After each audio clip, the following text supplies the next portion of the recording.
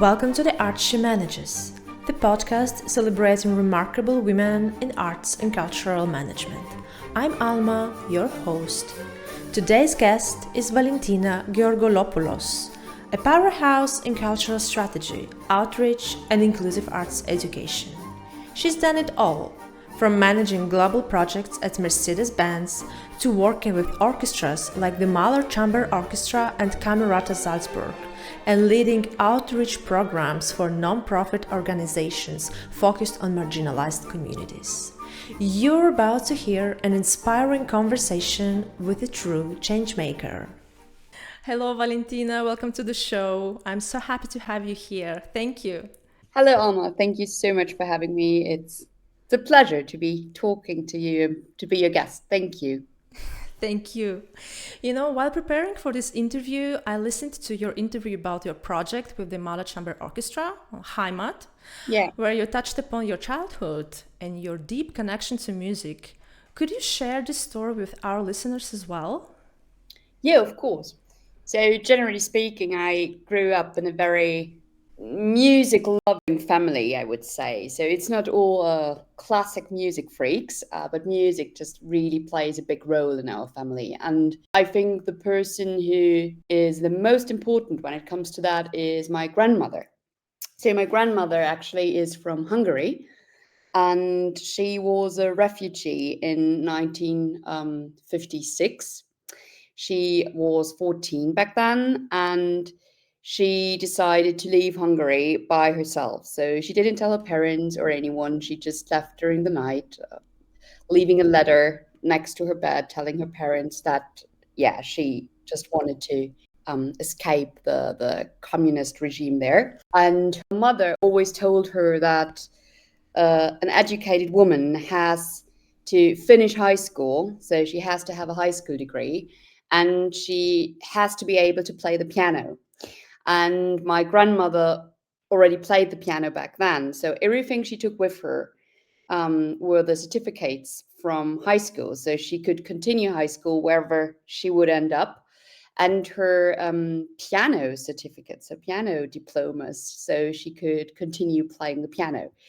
And I think this, definitely shows how important music was to her. And she never stopped playing the piano. Actually, I just saw her a few days ago, and she played the piano. And I think she was the first person who really introduced me to this instrument. And I have this very vivid memory of sitting next to her on this piano stool. She was playing Edward Grieg, and I was so fascinated about the flying fingers with the red nail polish and the music. And then I very, very soon started to play the piano myself. As one does. So that was basically it. And then music, always stayed very important in my family. So my brothers, my parents, so there's always music in the house. There's always singing along with music, not always in tune, not always very good, but always from the heart.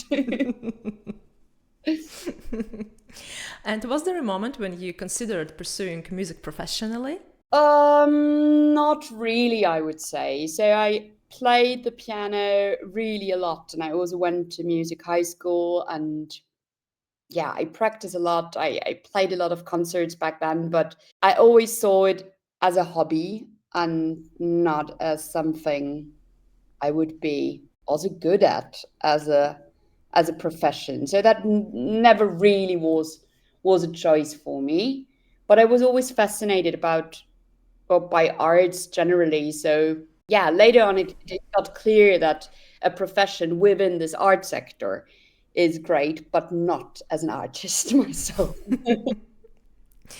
And you studied law, right? Exactly. I studied law with focus on human rights law. Mm-hmm. So that's basically it. You began your career as an international project manager at Mercedes. Quite a corporate dream. So generally, I love to get things done. I love to organize things and to think about like big pictures and think how things could be improved. And that was my very, very first job after finishing university.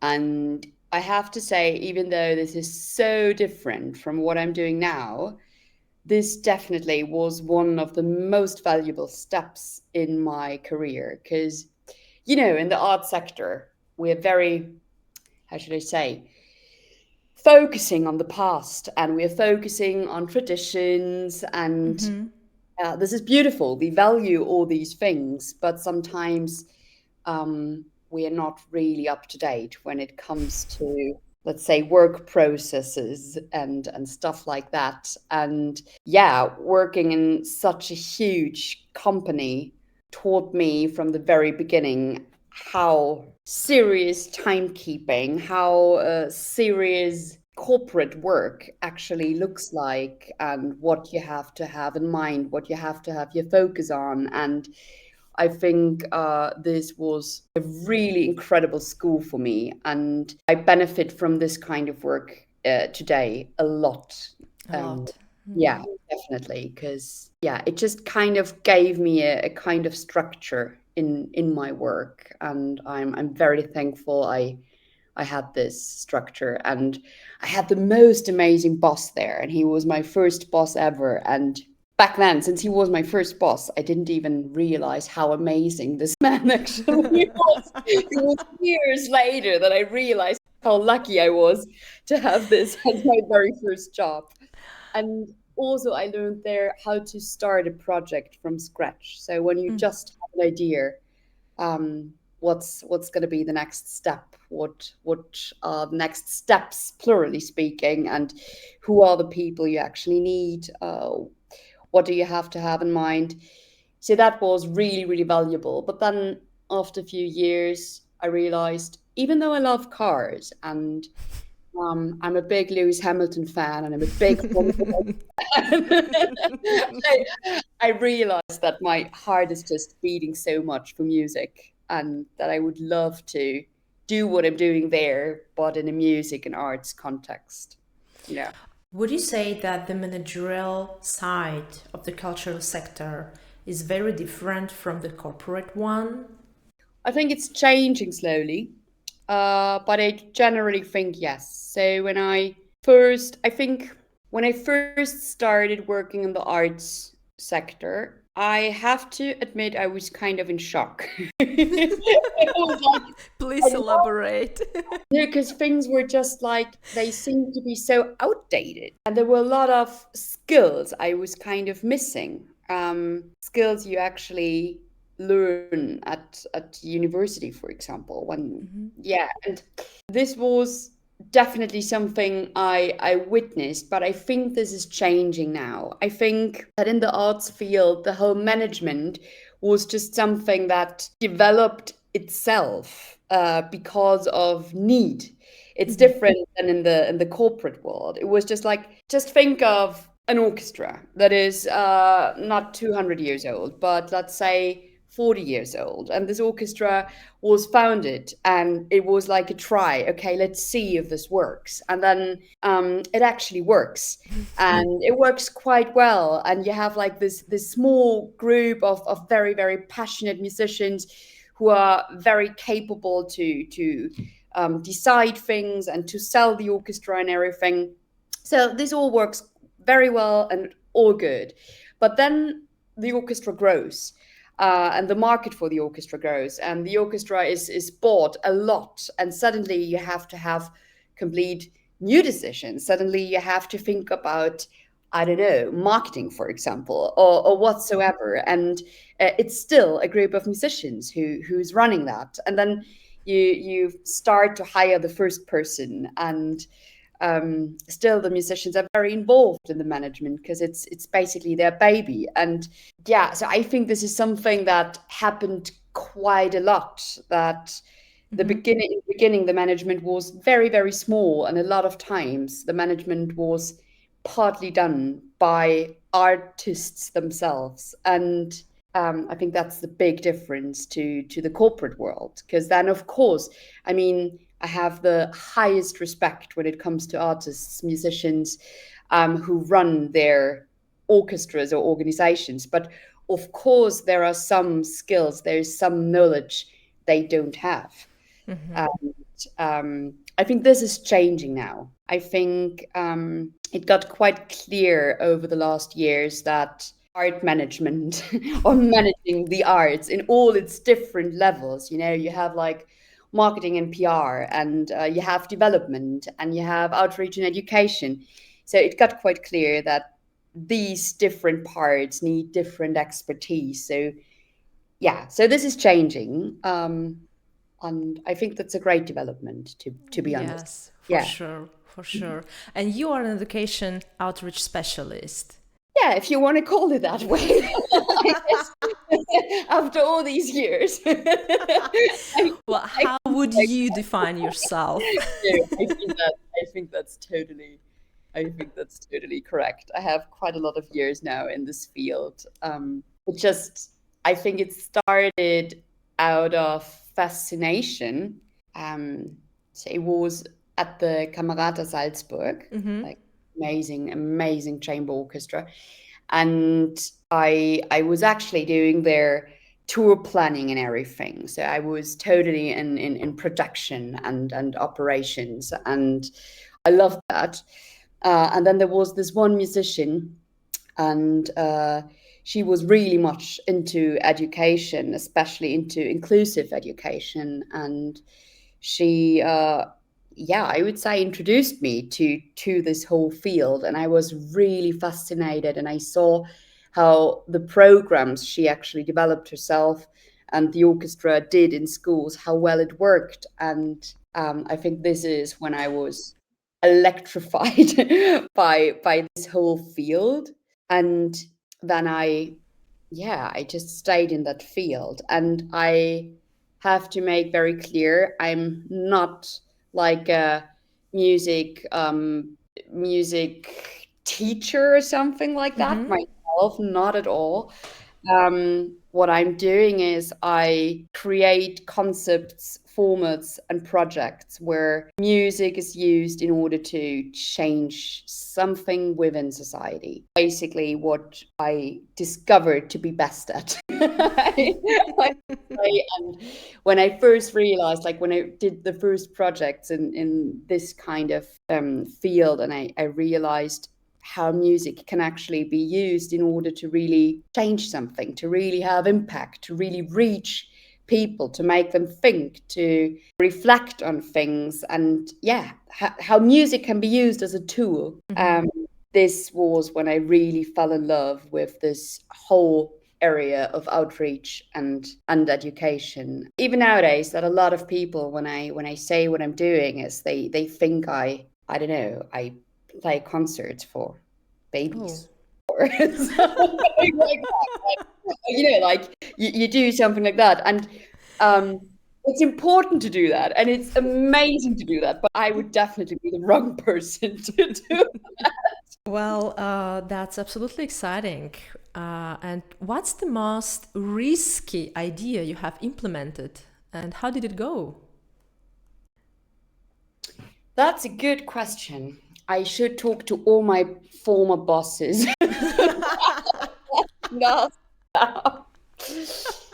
Hard to tell. I think what was kind of risky was the work I did in Uganda. I went there as their advisor for music and inclusion. And when we talk about inclusion and we think about it from a, let's say, European or Western perspective, Yes. it's completely different there. So inclusion there is definitely in its baby shoes. And people with disabilities really face terrible circumstances, like really, really terrible. And I think mostly deaf people, because there is this common understanding in society there that deaf people are stupid. And the reason for that is quite obvious. It's so deaf people never had access to any kind of education. So they don't hear the people who are talking to them. They don't have a way of communicating. So people start to immediately think, oh, okay, it's a stupid person. I cannot communicate to this person. This person has to be mentally limited as well. Not only the hearing must be bad, but something else is off as well. And then, people just assumed that. And I think something that is also that makes very clear how challenging the situation is that the word for deaf in Lugandan language is kisuru. And kisuru means deaf, but it also means foolish. Oh. Yeah. So this is basically the situation there. And what you're having there is that a lot of times, so another important aspect is that the death rate in the country is alarmingly high. It's much, much higher than in many other countries. And how so? Because there is no real access to medication. Yes. So it's only a very small percentage that is born deaf, but most of the people become deaf in the early childhood years because of bad ear infections or other diseases, and they are not treated. And there are different reasons for that. So first of all, it's money. It's hard to have access to medication. People are a bit skeptical about medication, but mostly people think that deafness is a curse. So when there is a problem with the ear of the kid, you get very suspicious and you think like, oh shit, now the curse has actually reached our family. So of course you don't tell it to anyone because you don't want any one of your neighbors to know that now your family is cursed. So you don't go to a doctor or anything, but you're just hiding. And you actually most likely lock your kid away. And then this kid is just locked in a room somewhere in the back. And so this is basically the situation we're facing there. And when I first went to Uganda and I realized that, and I have worked so much with deaf people with the Mahler Chamber Orchestra, I immediately had the urge to do something against that. And I talked to the CEO of Brass for Africa, Andrew Agassi, and I explained what I have been doing so far and what I would like to do. And he was like, yeah, go for it. And then we talked to all the music teachers at Brass for Africa, and I pitched my idea, and they all looked at me like with eyes like blades, and they were like, "What do you want to do?" I want to work with deaf people with music, and I was like, "Yes, I do." This is 2 years now that I first pitched this idea, and now we have this beautiful collaboration with one of the only schools for deaf people in Uganda. And the teachers of Brass for Africa are going there once a week, and they're actually teaching music there. But I think it's much more. It's not just teaching music there. It's Yeah, actually of course, it's going there. It's community. like this Yes. community. Yeah, it's like, hey, we're here. We care about you. We're interested in your thoughts, in what you're thinking. We want to learn from you as well, and we want to perform together on stages and empower these people. I think this is That's actually, beautiful. and of course, this was or still is challenging for all of us. And you have to convince a lot of people that this is actually possible, and it's not this. A white person in Uganda is called Muzungu. So it's not this crazy Muzungu lady who suddenly comes with this mad idea, but this is something that actually works. Yes, this is what I wanted to ask you as well. How do you usually approach the conversations when you have to convince people that what you are doing actually has so much meaning? I think it's always good to have success stories and to show the people what you have experienced. So if the people realize you don't come up with something that has never been done before at all, but if you show the people like, hey, I know this sounds crazy, but I know this works. I have done that before. And if you show them videos, if you share stories, the people start thinking about it and don't just put it off the table immediately, and then they ask questions. And I think the most important is to have the people at this stage where they actually dare to ask questions. And I think once they are there, and if you are experienced in something, you can always answer their questions. And yeah, I think that helps. I think especially, yeah, I think in Uganda definitely, or with this project, what helped most was the experience I actually have in this field. How I usually do it to convince skeptical people. I think I'm just so convinced myself by the projects that I'm validated by the ideas that I'm a real pain in the ass. And then at a certain point, they just say like, okay, let's do it, let's try. Definitely. You know, with your experience and, as you just mentioned, expertise, you could easily be working at some of the most prestigious cultural institutions, and yet you have chosen another path. Yeah, Yes. I did, and I love it. Yeah, yeah. I'm self-employed for about a year now, and I think that's actually amazing. Um, yeah, it's still fresh, but sometimes I really have to pinch myself and say like, okay, wow, you're actually really doing this. No, I think I was very lucky to work with, as I said, incredible orchestras. I mean, the Camerata Salzburg, the Mozarteum Orchestra, but also and especially the Mahler Chamber Orchestra have been incredible, valuable stops in my life. And I met so many inspiring people and I learned so much there. But I also learned that if you're working at one institution, um, things are a little bit limited, of course, because it's one institution. And especially after the sabbatical I took, I spent it, as I said before, in Uganda, but also in Athens with El Sistema Greece. And I realized there's so much potential out there, and I was so curious to see what's out there and what kind of projects could be developed. And so at a certain point, then it just felt right to dare jumping into this big ocean of.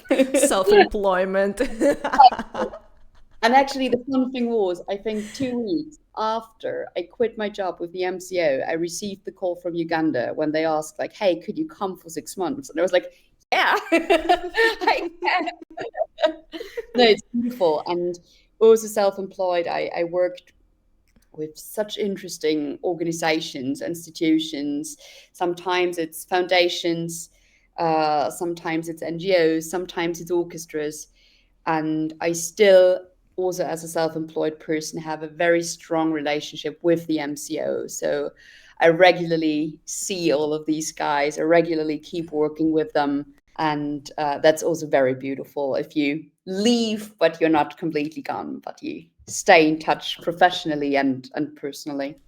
I can only imagine, yeah, that relationship you established with them over those years of working. Yeah, it's And yeah. and it's also trust, because when it comes to this field of outreach and education, especially musicians are very skeptical. And I think the reason for that is there has been a lot of bad things going on. There has been a lot of really, really bad education, let's say, formats. I remember when I was in high school, and okay, it was a music high school, so we were all, let's say, music freaks. But so I grew up in Salzburg. So the Salzburg Festival, a Mozart is very, very big there.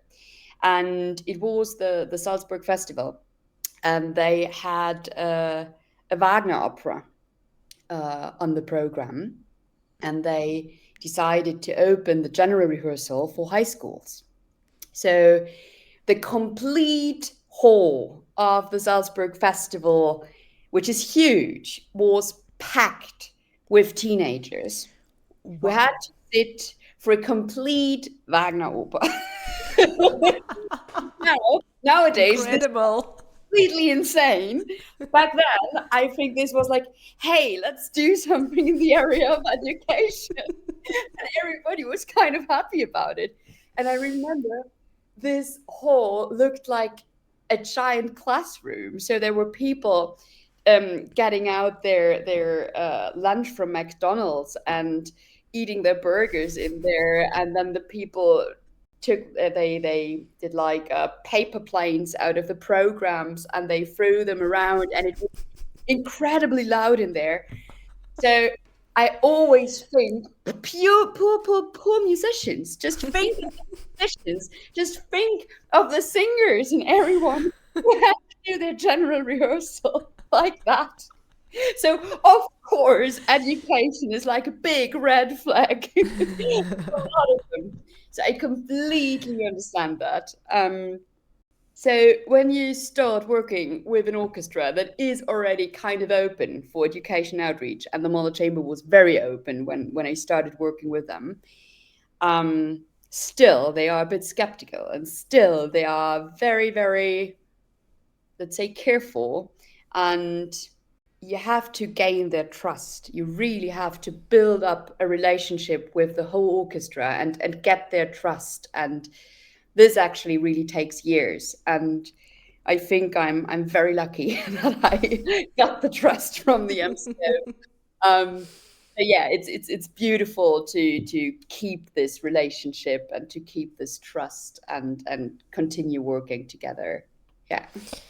Definitely.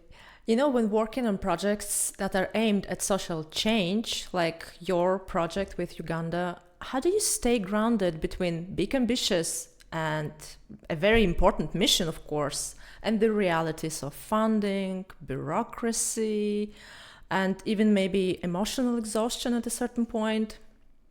Mm.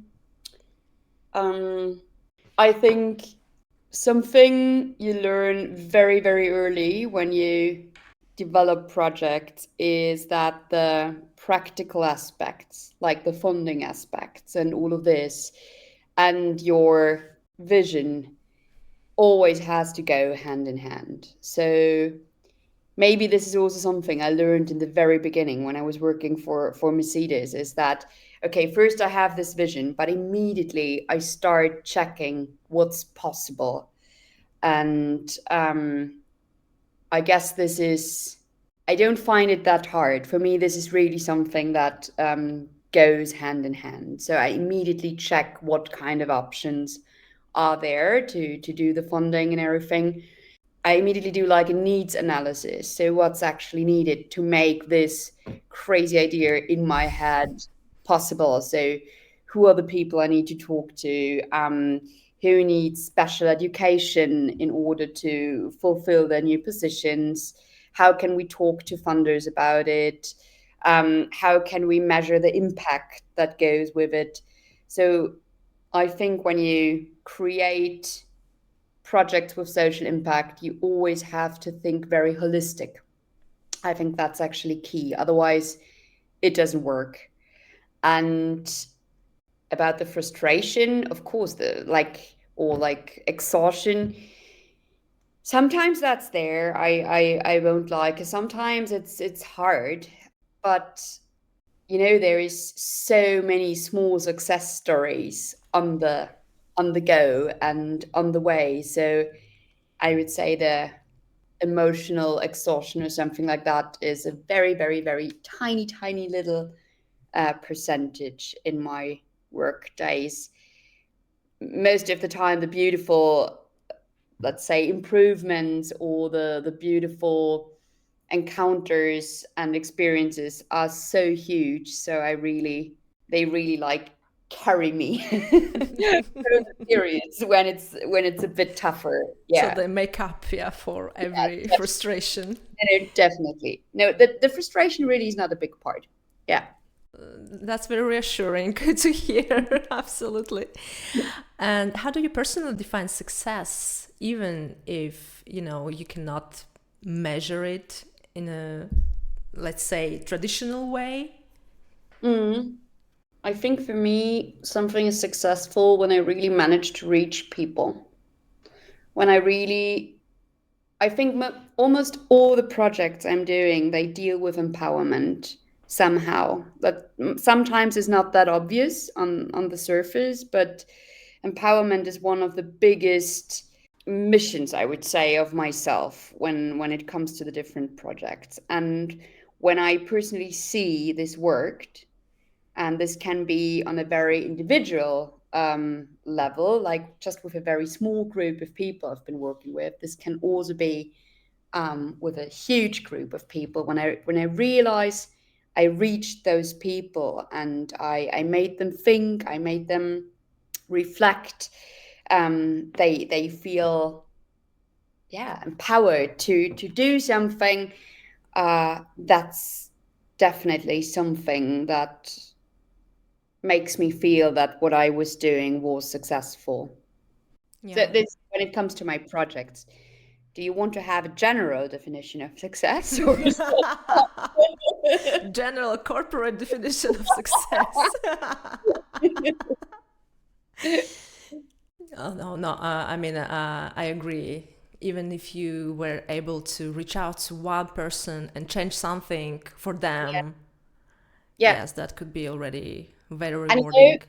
when you work in this outreach area, I established very soon.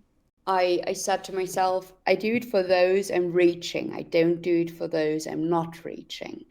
And sometimes you work with a class of teenagers, and I don't know why, but somehow I have established teenagers as my core customers. The most challenging. Yeah, everybody says that. Everybody's like, "Are you completely insane? Why teenagers? This must be." But I have to tell you, I love it. I think it's so rewarding when you have the school class and you see they're all incredibly bored and they really do not want to be in this room and they really do not want to participate in this project. And then you realize how you actually start to have a bond with them and they start to open up. And I think it's the most rewarding. And I think it's an incredible, interesting age. And they have such incredible, interesting thoughts to share and great ideas. And yeah, I think it's a shame that everybody thinks uh, that one should not work with teenagers. It's too challenging. I know I wouldn't choose it any other way. I really love to do it. But of course, when you have like this whole school class, there's always a few in there who just don't care about what you're doing. And I don't mind those, like I focus on those I actually reach. I focus on those who are super engaged and interesting. And of course I try to get the others, but if I don't, I won't be frustrated about those I didn't reach, but I will be happy about those I actually reached. And this is something I remember I once told my colleagues when we did this Heimatprojekt with the MCO, and we had so many school classes. It was the festival actually, so we had a lot of school classes, and we had individual talks with the school classes and everything. And I remember one of my colleagues actually said, it's so frustrating. There are a few kids who are so moved and who share their own story about migration and how they feel lost without their home because they had to leave it behind. But then there are others who really don't care. And then I said, hey, you don't do it for those who don't care. You do it for those who actually care. So I think that's really important. That's beautiful. Absolutely. Let's talk about arts management as an industry. Mhm. Figuring out where you fit is very important, right? Yeah. As you mentioned, you figure out that you were good at reaching out to Yeah. people and creating formats and programs. And what do you think are the most important qualities and skills for a community builder and future change makers? It's a good question. You know, if somebody is listening to this episode and Yeah. feels deeply inspired Yeah. and think, I would love to do what she does. Where should I start? That's a really good question. So, first of all, I think you have to have a mix that might sound a bit bizarre, but I think you have to be creative and structured at the same time. Okay. I think that's actually important. So it's important to be creative when it comes to creating something. But when you want to succeed with what you're doing, it is important that you have a certain structure. Otherwise, it's going to be very hard to make your creative project work. So these are two things that are important. And then it's very important to be sensitive. So you have to read the room constantly when working with different kind of communities. And these communities can be so different you're working with. So one day it's a school class from a very great music high school, and the other day it's a class of deaf kids who've never been in touch with music. And then the next day, it's the, let's say, normal audience of a festival. And you have like this 70 something year old people and who have a lot of knowledge about classical music. And so you have to be very, very flexible. I think that's incredibly important and sensitive to understand who you are actually working with. And I think it also helps if you're not shy. I would say so. Well, I'm actually going to ask you a question about actually this aspect, but now I wanted to ask you, in your opinion, is there some kind of an academic path that could prepare community builders? I definitely think so. I mean, I didn't do this myself. So for me, it was in the end more of a coincidence that I ended up in this field. But I think there are amazing academic paths right now when you want to enter this field. So, for example, you can study community music now. You can actually become a community musician. And I think there was especially one person who really inspired me. Like, it was a person I met when working with the MCO, and that was Matt Robinson. He was actually working for the Concerthaus Dortmund, and he is a community musician himself. And he left the Concerthaus Dortmund recently and started the Paper Lantern Collective, collective for community musicians, and they do incredible work. And he's also educating new community musicians. So he's teaching at university, and he actually was the one who introduced me to this academic path that could also lead to a position like that, because I had no clue there was studies like that. But studies like that become more and more, also within Germany, for example. In the UK, this already is a very well established thing, for example. So yeah, definitely there are amazing opportunities in case you're not sure right now how you can actually do this and you don't want to work at Mercedes-Benz first. Check out this. So there's definitely great opportunities to become a community worker in the arts field. Yeah. Amazing. You just mentioned the importance of not being shy. Yes. And I mean, to amplify underrepresented voices of marginalized communities, you often become their advocate, right? And you tell their stories. And so let's talk about public speaking. Yeah. Yes, from moderating concerts to working on inclusion, have you always felt at ease in the spotlight, or did you have to train this skill? I think I was very lucky when it comes to this. I think I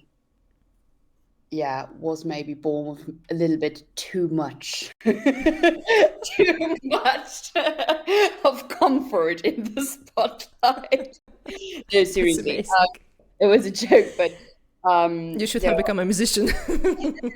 I think So performances generally were always a thing I love to do. Like, doesn't matter if it was on the piano or with the choir, or I was also doing a lot of literature classes, and then I had to read in front of public. So being in the spotlight was something I got used to very young. And I think this was very helpful. And then, of course, in my high school, we had training about public speaking and public performance. Mm-hmm. And I think this is something I still have somewhere in the back of my head, and I still use. So no, I actually didn't do any other training then later on, but I think throughout my whole education, I was in the spotlight so much, so there was a lot of training on site, I would say. And then of course, you it's also experience that Mm-hmm. makes you more comfortable. I remember the first big moderation I was having in the Elfi in the big hall, um, in front of teenagers, actually. But yeah, I remember the very first moderation there. Of course, you are nervous in a different way, and then throughout the years, you get more convenience because of, and more comfort because of the experience you're having, and yeah, but definitely, I mean, there is a lot of training out there. There is a lot of great trainers out there. So if this is something you don't feel comfortable with, uh, don't let that keep you from doing it. Look for training. There are people there, and this is definitely something you can work on for sure. Mm-hmm. That's reassuring. No, I mean, it's a great part of being an advocate, and Yeah, actually every person, yeah, like even like Musikvermittlung, how do you say that in English? yeah. Say music education. Music divulgation, yeah. I mean, they all require you to actually moderate concerts, Yeah. and yes, I can imagine that it can be quite intimidating in the beginning. Yeah. But it's always intimidating to be speaking in front of an orchestra. So that's maybe even more intimidating than speaking in front of an audience when you pitch an idea to an orchestra. Because I think it's important to have trust in yourself, to have trust in your ideas and trust in your skills, and then it doesn't matter who you are talking to. But yeah, if this is something you don't feel comfortable with, just get training, and I'm sure people can improve. You know, this podcast is about female leadership. Yeah. How would you describe your leadership style when you lead projects? My leadership style is, I've recently had discussions about that. So I would say I have very flat hierarchies. So I'm not a very hierarchical person. And what's very important to me when I lead a group of people is that every single one of the people I'm working with feels very valuable and very, very highly valued by me and also by the colleagues. So this is one of the non-negotiable. It's one of my non-negotiables when it comes to leadership. And I think if your team feels valued by you, but also by the colleagues, people are performing automatically in a great way. And I think it's also important to make sure everybody has the feeling that you have trust in them, that you trust them with their responsibilities. And I like to be in control, so I like to check and double check. I think that got better throughout the years, but definitely I like to be in control of things.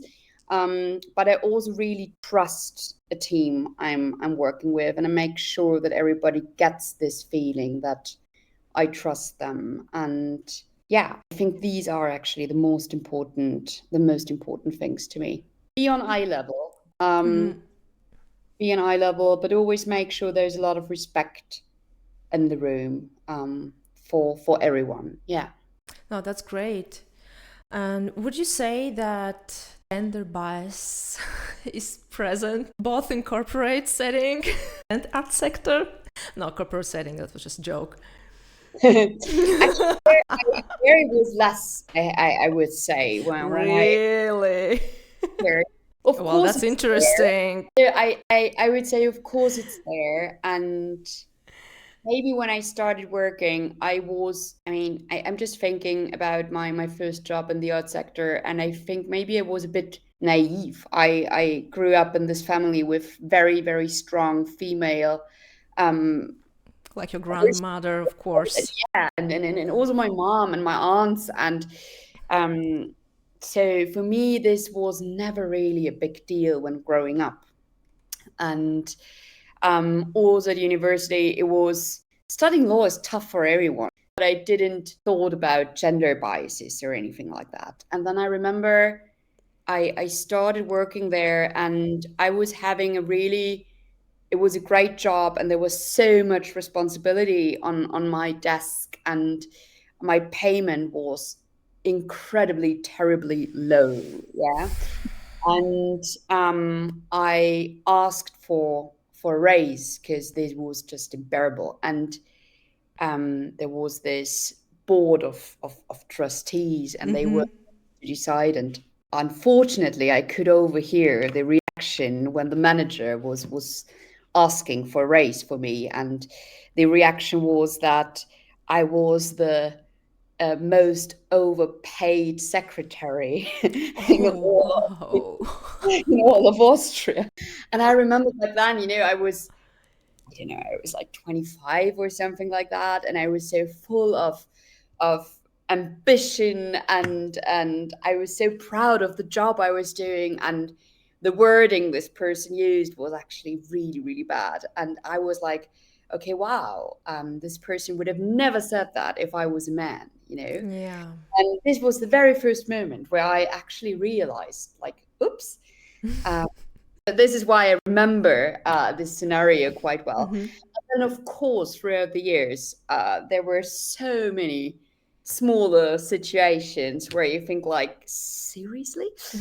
Um, but you fight your way through it. And I have to say, at a certain point, or at a certain level, I reached the point where I just don't accept that anymore. And where I face it when it actually comes up. And I have the feeling that it doesn't happen a lot anymore towards me. It is there, and it happens a lot generally, for sure.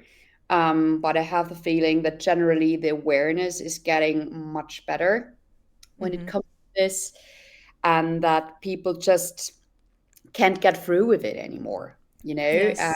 That uh, for sure makes the situation better. And then throughout the years, through with your experience, also with age, every single gray hair I got for sure helped a little bit.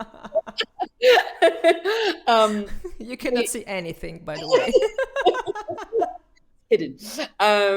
No, but you gain your respect. You gain the respect from the people around you and from the people, yeah, you're dealing with, and